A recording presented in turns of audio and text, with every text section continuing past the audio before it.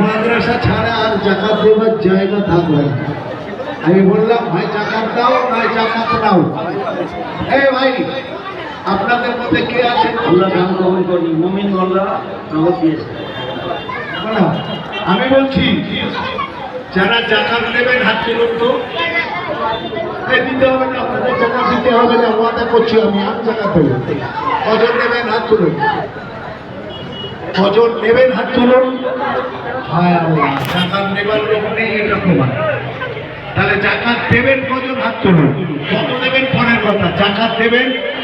জাকাত দেবেন 1 2 3 4 5 6। অনেক আসছে, এবার কত দেবেন বলুন।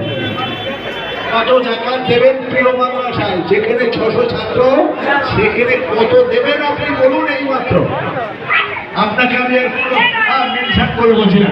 নারায়ে তাকবীর।